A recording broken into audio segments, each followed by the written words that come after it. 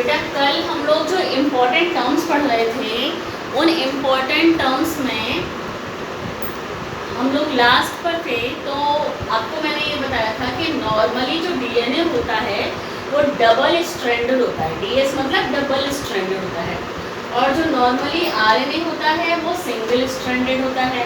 ठीक है, तो सिंगल स्ट्रैंडेड आरएनए किस किस में होता है? टीएमवी यानी टोबैको मोज़ेक वायरस में, और एचआईवी यानी ह्यूमन इम्यूनोडेफिशिएंसी वायरस जो कि एड्स का वायरस होता है। तो ये दोनों एग्जाम्पल सिंगल स्ट्रैंडेड आरएनए के हैं। दोनों एग्जाम्पल किसके? सिंगल स्ट्रैंडेड आरएनए के। एक एक्सेप्शन हमें मालूम है, डीएनए तो डबल स्ट्रैंडेड होता है और आरएनए ज़्यादातर सिंगल स्ट्रैंडेड होता है, लेकिन एक्सेप्शन तो सब जगह होते हैं। ऐसे ही एक्सेप्शंस यहाँ पर है। डीएनए सिंगल स्ट्रैंडेड, जबकि डीएनए डबल स्ट्रैंडेड होता है। एक्सेप्शन है कि डीएनए सिंगल स्ट्रैंडेड भी हो सकता है। किसमें होता है? Group 2 virus. Group 2 virus actually एक साइंटिस्ट ने, बाल्टीमोर साइंटिस्ट के अकॉर्डिंग है, ग्रुप 2 वायरस बताया उन्होंने। एक साइंटिस्ट के अनुसार बाल्टीमोर, एक साइंटिस्ट थे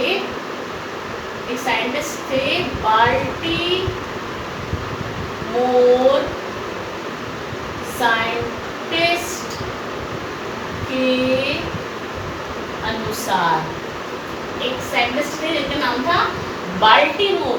तो बाल्टीमोर साइंटिस्ट के अनुसार ग्रुप 2 वायरस होते हैं जिसमें कि सिंगल स्ट्रैंडेड डीएनए पाया जाता है। अब वो ग्रुप 2 वायरसेस में कौन कौन से वायरस आते हैं जिसमें कि सिंगल स्ट्रैंडेड डीएनए पाया जाता है? Polyphase virus. पॉलीफेज, पॉली का मतलब पॉली को देखते ही समझ जाते हैं कि बैक्टीरिया से रिलेटेड है। तो पॉलीफेज वायरस वो वायरस है जो कि बैक्टीरिया को इन्फेक्ट करता है। तो पॉलीफेज वायरस में सिंगल स्ट्रैंडेड डीएनए पाया जाएगा। और 5174 वायरस, कौन सा? सॉरी 5174 वायरस, इन दोनों में ही सिंगल स्ट्रैंडेड डीएनए पाया जाता है। सेम ऐसे ही डबल स्ट्रैंडेड आरएनए, जबकि होता है सिंगल स्ट्रैंडेड आरएनए, लेकिन डबल स्ट्रैंडेड आरएनए जो होता है वो रियो वायरस में पाया जाता है। किसमें पाया जाता है बेटा? रियो वायरस में पाया जाता है। तो ये एग्जाम्पल्स आपको एक्सेप्शंस याद रखने पड़ेंगे बेटा। ठीक, तो कल वीडियो अचानक से रुक गई थी तो यही पर रुकी थी बेटा। ठीक है, तो डबल स्ट्रैंडेड आरएनए जो है वो रियो वायरस में पाया जाता है। ठीक है, अब हम नेक्स्ट जो टर्म पढ़ रहे हैं नेकेड डीएनए। नेकेड डीएनए, नग्न डीएनए, हिंदी में बोलते हैं शायद इसको नग्न डीएनए। तो अभी इससे पहले हमने पढ़ा था जंपिंग डीएनए यानी कि जंपिंग जीन्स। अब हम पढ़ रहे हैं नेकेड जीन्स यानी कि नेकेड डीएनए। जीन्स कहिए या डीएनए कहिए एक ही बात है ना, आप अब समझते नहीं पूरी बात बेटा, क्योंकि जीन तो सेगमेंट है डीएनए का। तो हम वही बात करते हैं। हमने अभी पढ़ा था इससे पहले जंपिंग जीन्स। जंपिंग जीन्स हमने किसको कहा था? जंपिंग जीन्स हमने कहा था कि डीएनए में कुछ ऐसे बेसेस होते हैं, डीएनए के कुछ ऐसे फ्रेगमेंट्स होते हैं जो कि मूव कर सकते हैं, एक जगह से दूसरी जगह पर जाकर अपनी कंडीशन को चेंज कर सकते हैं। क्योंकि जैसा कि हमने म्यूटेशन का पढ़ा है बेटा, पढ़ाया ना, म्यूटेशन हमने पढ़े थे, ट्रांसलोकेशन, इन्वर्जन सब हो सकता है। तो वो मूवमेंट होता है अगर किसी जीन का तो इस तरीके से होता है। तो वो जंपिंग जीन्स थे जिनकी पोजीशन चेंज हो सकती थी। ये नेकेड डीएनए, नग्न डीएनए। नग्न डीएनए मतलब DNA without histone protein. DNA तो है लेकिन हिस्टोन प्रोटीन नहीं है। डीएनए जब तक हिस्टोन प्रोटीन के साथ नहीं मिलता है तब तक क्रोमोसोम नहीं बनता ही नहीं है। आपको पता है जैसे कि बैक्टीरिया के अंदर सिर्फ % डीएनए पड़ा हुआ रहता है और उसके पास कोई हिस्टोन प्रोटीन नहीं होता है। बात समझे? तभी तो हमने कहा था बैक्टीरिया में जो क्रोमोसोम होता है उसको सिंगल क्रोमोसोम के बराबर कंसिडर करते हैं हम लोग। ठीक है, नेकेड डीएनए का मतलब ऐसा डीएनए जिसके पास हिस्टोन प्रोटीन नहीं है। बात समझ में आ गई बेटा? ये इम्पोर्टेंट टर्म्स। अब हम लोग पढ़ने जा रहे हैं important topic packaging of DNA यानी कि nucleosome.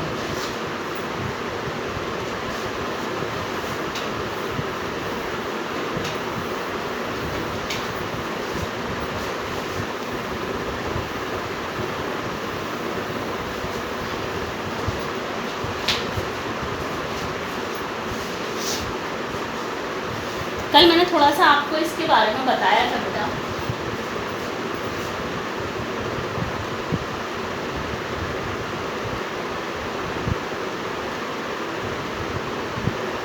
Packaging of DNA. Packaging of DNA का मतलब ये है, जो आपको मैं कल बता चुकी हूँ कि डीएनए हमारी बॉडी के अंदर, आपको मैंने बताया था कि हमारी बॉडी के अंदर 2.2 मीटर लंबा डीएनए है। हमारी बॉडी के अंदर 2.2 मीटर लंबा डीएनए है।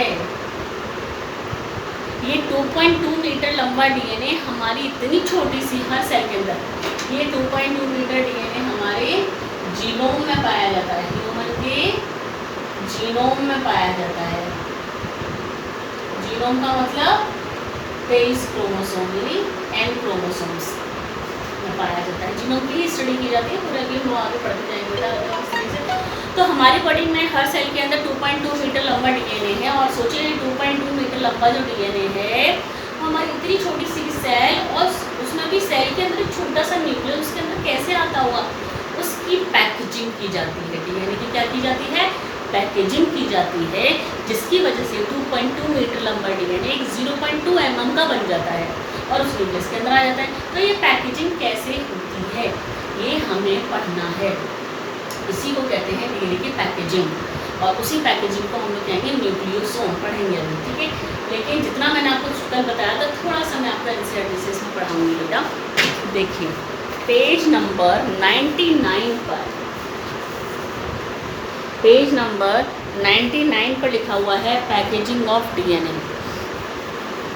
लिखा हुआ है बेटा। चलिए इसको थोड़ा सा पढ़ते हैं फिर आगे हम लोग पढ़ेंगे। देखिए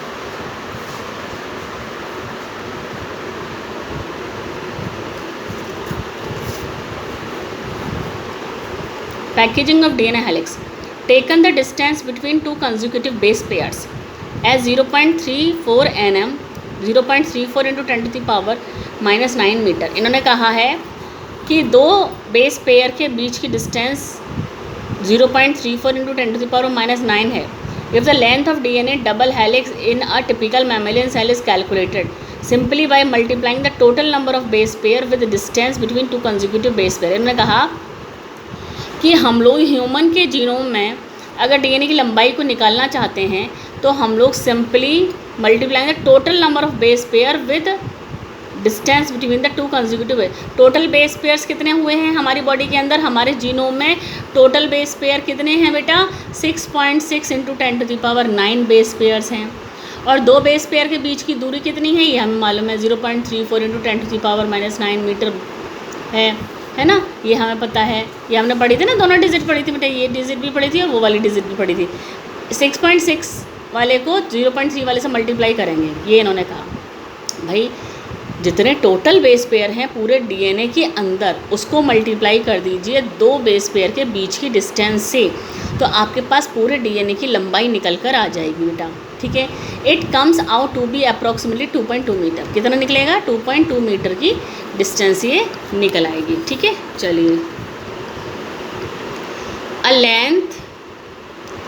length that is far greater than the dimension of typical nucleus, ये कह रहे हैं a length that is far greater than the dimension of typical nucleus approximately 10 to the power -6। यानी कि एक टिपिकल न्यूक्लियस की जो लेंथ होती है ना वो 10.6 मीटर होती है। How is such a long polymer packaging in a cell, यानी 10.6 मीटर के न्यूक्लियस के अंदर इतना बड़ा डीएनए कैसे आता होगा, ये बात हम लोग कर रहे हैं, ठीक है। तो देखिए आगे इसमें क्या लिखा है, if the length of E coli DNA, if the length of E coli DNA is 1.36 millimetre.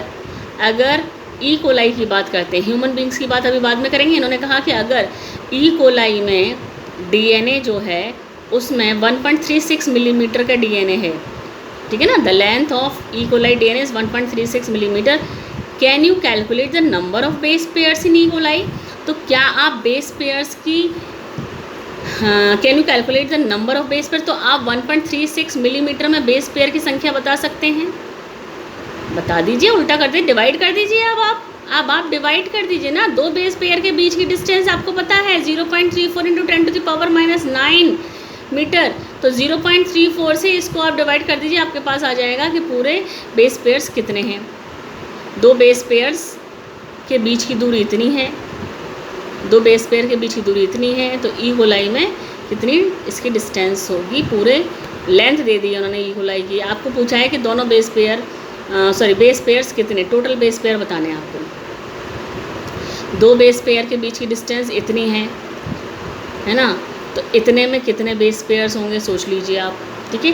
तो कैलकुलेट करिएगा अपने आप ज़रा और मुझे बताइएगा कि ई कोलाई में बेस पेयर्स कितने होंगे टोटल। चलिए आगे चलते हैं। In prokaryotes such as E coli though they do not have a defined nucleus, हमें मालूम है प्रोकैरियोट्स के अंदर डिफाइंड न्यूक्लियस नहीं होता है, ये आपने पढ़ा है 11th में। प्रोकैरियोट्स के अंदर डिफाइंड न्यूक्लियस नहीं होता है। डिफाइंड न्यूक्लियस का मतलब न्यूक्लियस के ऊपर कोई न्यूक्लियर मेम्ब्रेन नहीं होती है और पूरी सेल में डीएनए साइटोप्लाज्म फैला हुआ रहता है। The DNA is not scattered throughout the cell. DNA जो है वो in prokaryotes such as E coli though they do not have defined nucleus the DNA is not scattered throughout the cell. एक limited उसमें बनाता है जिसको हम लोग न्यूक्लियोइड कहते हैं, पढ़ा है ना आपने nucleoid. DNA being negatively charge, DNA पर कैसा चार्ज होता है, नेगेटिव चार्ज होता है, ठीक है ना। Is held with some proteins that have positive charge in a region term as nucleoid. कुछ ऐसे प्रोटीन होते हैं प्रोकैरियोटिक सेल में, कुछ ऐसे प्रोटीन्स होते हैं प्रोकैरियोटिक सेल के अंदर जो कि पॉजिटिव चार्ज होते हैं। डीएनए तो नेगेटिव चार्ज है, और कुछ ऐसे प्रोटीन होते हैं जो कि पॉजिटिव चार्ज होते हैं, उनसे बंधा हुआ रहता है वो डीएनए, जिसको हम लोग न्यूक्लियोइड कहते हैं। The DNA in nucleoid is organised in large loops held by protein. DNA जो है वो लूप्स में, लूप से नहीं, लूप जानते हैं बेटा आप, इस तरीके की लूप्स में बंधा हुआ रहता है जो कि प्रोटीन से बंधे हुए रहते हैं। चलिए ये बात हुई प्रोकैरियोट की, ठीक है। अब आते हैं इन eukaryotes. This organisation is much more complex. Eukaryotes में थोड़ा कॉम्प्लिकेटेड स्ट्रक्चर है। चलिए इस वाले पार्ट को पहले मैं समझाऊंगी, अभी मैं यही समझाने जा रही हूँ, फिर हम लोग इसको इससे बुक से पढ़ लेंगे बेटा। ये स्ट्रक्चर देख लीजिए ज़रा आप, इलेक्ट्रॉन माइक्रोस्कोप पिक्चर है, ईएम, ईएम लिखा हुआ ना, ईएम पिक्चर मतलब इलेक्ट्रॉन माइक्रोस्कोप पिक्चर है। Beads on string, beads on string लिखा हुआ है। बीड्स ऑन स्ट्रिंग का मतलब है कि किसी धागे में मोती पिरोए हुए हैं, ऐसा लग रहा है। दिख रही है आपको लाइन, दिख रहे हैं, ऐसा लग रहा है किसी धागे में मोती पिरोए हुए हैं, ठीक है ना, किसी धागे में मोती पिरोए हैं, ऐसा महसूस हो रहा है इस पिक्चर को देख के, ठीक है। तो हम वही पढ़ने जा रहे हैं, पैकेजिकल ब्रेन। हम अब पढ़ेंगे किसके बारे में, यूकैरियोट्स के बारे में, ये एक्चुअली किस तरीके से था। एक साइंटिस्ट थे जिनका नाम था, एक साइंटिस्ट थे जिनका नाम था वुडॉक।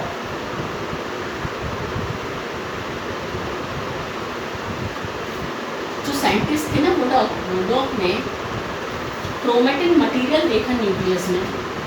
वुडॉक ने न्यूक्लियस में क्रोमेटिन मटेरियल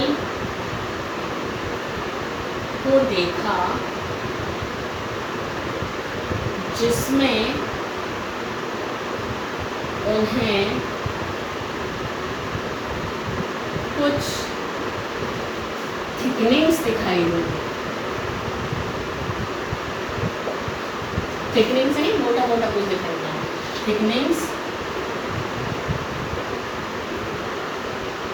दिखाई,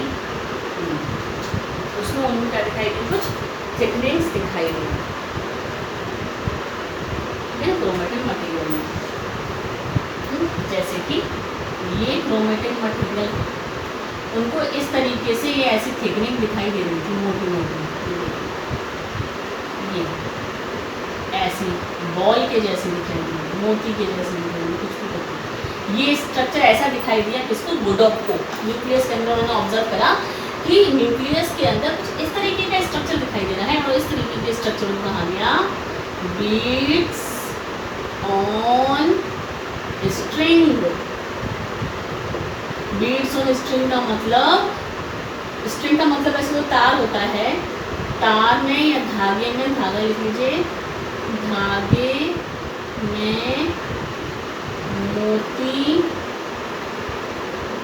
पिरोए हुए, ऐसा स्ट्रक्चर दिखाई दिया कि धागे में मोती पिरोए हुए। तो एक्चुअली ये थिकनिंग थी, क्या थी ये, थिकनिंग यानी मोटा मोटा कुछ था। ये थिकनिंग, ये वाली थिकनिंग है, ये वाली थिकनिंग, ये थिकनिंग एक्चुअली क्या था? यही तो था न्यूक्लियोसोम, यही था न्यूक्लियोसोम।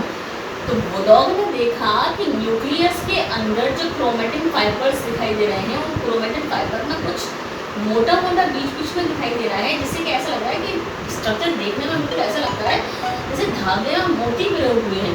तो वो मोती क्या है? वो मोती है न्यूक्लियोसोम।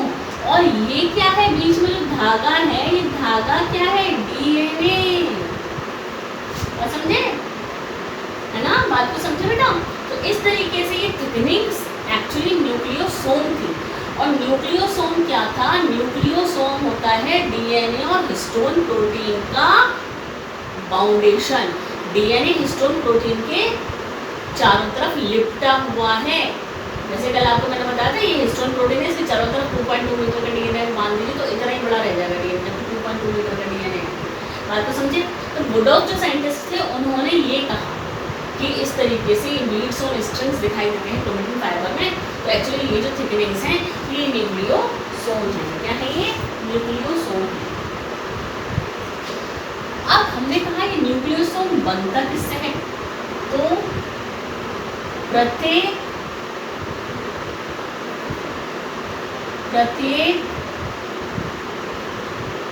न्यूक्लियोसोम हिस्टोन ऑक्टामर से बना हुआ है। हिस्टोन ऑक्टामर से बनता है। प्रत्येक न्यूक्लियोसोम हिस्टोन ऑक्टामर से बनता है। हिस्टोन ऑक्टामर का मतलब हिस्टोन के 8 मॉलिक्यूल। हिस्टोन का मतलब हिस्टोन प्रोटीन के 8 मॉलिक्यूल होते हैं। ठीक है, उन्होंने कहा कि प्रत्येक न्यूक्लियोसोम जो है, ये सारे न्यूक्लियोसोम, प्रत्येक न्यूक्लियोसोम हिस्टोन ऑक्टामर से बना होता है। हिस्टोन ऑक्टामर का मतलब है हिस्टोन प्रोटीन के 8 मॉलिक्यूल से मिलकर बना होता है। चलिए अब हम बात करते हैं एक्चुअली प्रत्येक न्यूक्लियोसोम हिस्टोन ऑक्टामर, ऐसे लिख लीजिए, हिस्टोन ऑक्टामर तथा डीएनए होता है, डीएनए से बनता है। ठीक है, चलिए अब हमने इसकी बात की। ठीक, चलिए अब हम लोग बात करेंगे कि न्यूक्लियोसोम का स्ट्रक्चर आखिर होता कैसे। अब हम लोग न्यूक्लियोसोम के बारे में पढ़ेंगे। चलिए देख लीजिए इसको एक बार बेटा। सबसे पहले वुडॉग ने बताया था। और हाँ, एक चीज़ और, न्यूक्लियोसोम शब्द किसने बताया? ऑर्डर टेस्ट साइंटिस्ट ने term nucleosome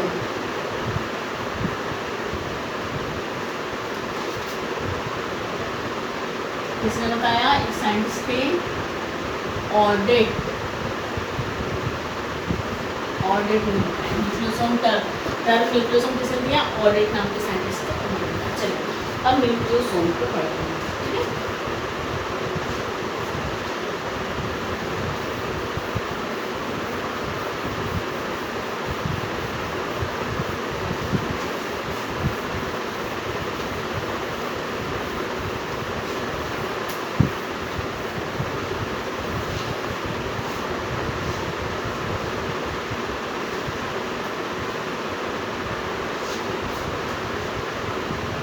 packaging of DNA को ही और करके लिख लीजिए न्यूक्लियोसोम, क्योंकि पैकेजिंग ऑफ डीएनए को ही कहते हैं न्यूक्लियोसोम।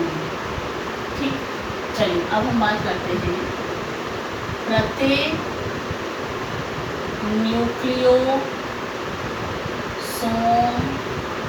में हिस्टोन प्रोटीन्स होते हैं। हिस्टोन प्रोटीन्स होते हैं, और ये जो हिस्टोन प्रोटीन्स होते हैं ना, उसमें हिस्टोन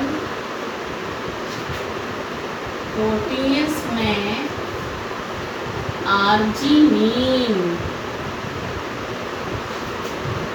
तथा लाइसीन, आर्जिनिन और लाइसीन अमीनो एसिड्स, आर्जिनिन और लाइसीन अमीनो एसिड्स सबसे ज़्यादा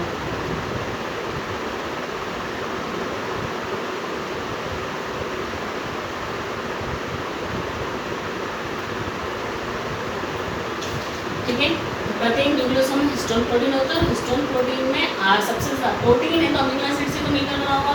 हिस्टोन प्रोटीन में सबसे ज़्यादा अमीनो एसिड कौन से होते हैं? आर्जिनिन और लाइसिन। इंपॉर्टेंट है ये भाई इंपॉर्टेंट पॉइंट है जो कि पूछा जाता है। हिस्टोन प्रोटीन्स आर आर्जिनिन और लाइसिन। हिस्टोन प्रोटीन में सबसे ज़्यादा कौन से अमीनो एसिड्स होते हैं? तो हिस्टोन प्रोटीन में सबसे ज़्यादा आर्जिनिन और लाइसिन होते हैं। ठीक है बेटा, हिस्टोन प्रोटीन में सबसे ज़्यादा आर्जिनिन और लाइसिन सबसे ज़्यादा होते हैं। ठीक है, वो वाली बात हमने करी। अब हमें मालूम है, अभी हमने पढ़ा हिस्टोन पॉजिटिव चार्ज होती है और डीएनए जो होता है नेगेटिव चार्ज होता है। हिस्टोन पॉजिटिव चार्ज है और डीएनए जो है वो नेगेटिव चार्ज है। ठीक है, हिस्टोन कितने प्रकार के होते हैं न्यूक्लियोसोम में? 4 प्रकार के। 4 प्रकार के ऐसे लिखिए, न्यूक्लियोसोम में प्रत्येक न्यूक्लियोसोम में 4 प्रकार के हिस्टोन, 4 प्रकार के हिस्टोन होते हैं। कौन से 4 प्रकार? देखिए मैं आपको बताऊँ, H2A, H2B, H3 और H4, ये 4 देख रहे हैं आप। हिस्टोन प्रोटीन्स ये वाले 4 होते हैं। प्रत्येक न्यूक्लियोसोम में ये 4 हिस्टोन प्रोटीन होते हैं, H2A, H2B, H3 और H4। इन चारों हिस्टोन प्रोटीन के 2 मॉलिक्यूल होते हैं। प्रत्येक के 2 मॉलिक्यूल, प्रत्येक हिस्टोन प्रोटीन के 2 मॉलिक्यूल, यानी H2A 2 होंगे, इसके भी 2 होंगे, इसके भी 2 होंगे, इसके भी। तो टोटल मिला के कितना हो गए? 8। 2 इसके 2 इसके 2 इसके 2 इसके तो टोटल हो गए 8 हिस्टोन। इसीलिए तो बोलते हैं ऑक्टामर, इसीलिए तो बोलते हैं, इसीलिए तो बोलता है कि ऑक्टामर होता है, हिस्टोन ऑक्टामर। हिस्टोन ऑक्टामर का मतलब है 4 प्रकार के हिस्टोन प्रोटीन 2-2 होते हैं। तो हो गए टोटल मिला के 8 हिस्टोन प्रोटीन, 2 H2A के, 2 H2B के, 2 H3 के और 2 H4 के। 4 हिस्टोन प्रोटीन 2-2 मॉलिक्यूल मिलकर बन गए 8 हिस्टोन प्रोटीन। तो 8 हिस्टोन प्रोटीन के बॉल बन जाती है और उस बॉल के चारों तरफ डीएनए धागे जैसे लिपट जाता है। कैसे होता है ये अभी बताते हैं।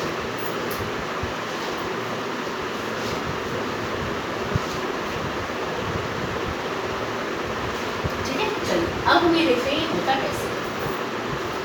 ठीक है, ये देखिएगा, ये ध्यान रखिएगा कौन कौन से हिस्टोन प्रोटीन है, इंपॉर्टेंट है। तो इस तरीके से 4 हिस्टोन प्रोटीन होते हैं न्यूक्लियोसोम के अंदर, H2A, H2B, H3 और H4। इन चारों के 2 मॉलिक्यूल हो गए मिला के कितने? 8।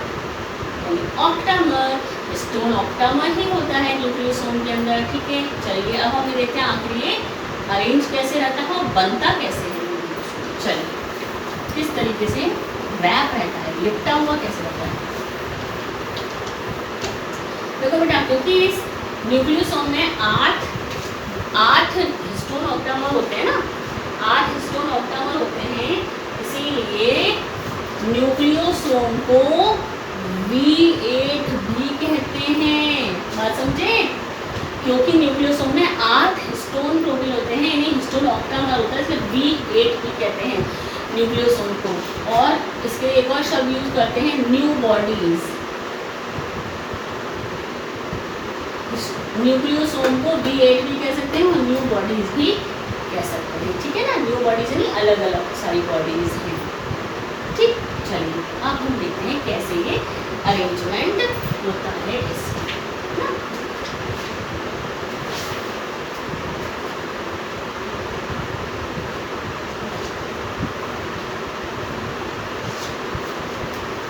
देखिए एक हिस्टोन ऑक्टामर, एक हिस्टोन, ये हमने कहा H2A, इसके बगल में यहाँ पर H2B, ये Hg और ये H4। देख रहे हैं आप, ये चार जो हमने इस तरीके से बनाए हैं ना, ये आपको चार सामने से दिख रहे हैं, चार इसके पीछे। जैसे कि बॉल का एक हिस्सा आपको यूँ बॉल दिखाई जाएगी तो सामने से एक हिस्सा दिखेगा, दूसरा हिस्सा उसके पीछे होगा।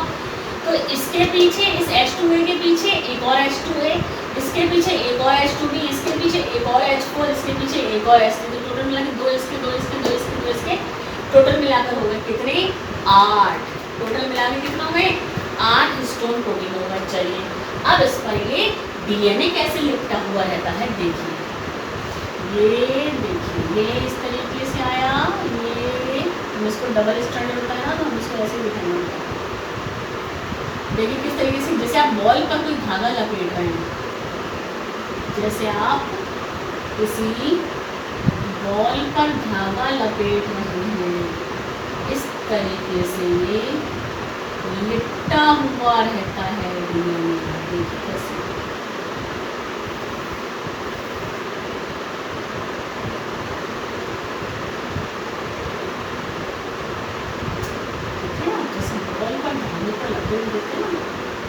यूं ही आएगा एक चक्कर। यहाँ से शुरू हुआ था, यहाँ से शुरू हुआ था, ये ऐसे यहाँ से शुरुआत हो नहीं, यूं करके यूं, और फिर ये यहाँ से लेके यूं आएगा और यहाँ पर ये खत्म। जैसे कि मैं आपको बताऊं बेटा, ये कैसे लिपटा हुआ है। किसी बॉल पर अगर आप कोई धागा लपेटेंगे या डोरी लपेटेंगे, तो आप एक हिस्सा यहाँ पे, जैसे कि स्टोन है, एक हिस्सा ये यहाँ आपने छोड़ा, ये देखिए, ये यहाँ आपने छोड़ दिया, ये वाला। क्यों?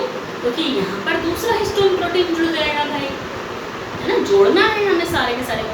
तो हमने इतना हिस्सा यहाँ छोड़ा और इसको यूँ करके यूँ देखिए, यूँ लपेटना शुरू कर। ये आपने यूँ लपेटा, यूँ लपेटा, यूँ लपेटा, यूँ लपेटा, और ये आ जाए इस तरीके से लपेटा है इसको। देख रहे हैं आप, एक हिस्सा ही छोड़, यानी कि एक हिस्टोन यहाँ जुड़ सकता है, एक हिस्टोन यहाँ भी जुड़ जाएगा, फिर यहाँ पर एक जुड़ेगा तो वो यूँ होगा। तो देखिए आप इस तरीके से ये दूसरा जुड़ गया, तो यहाँ खाली रहेगा, फिर यहाँ एक जुड़ जाएगा तो यहाँ जुड़ जाएगा।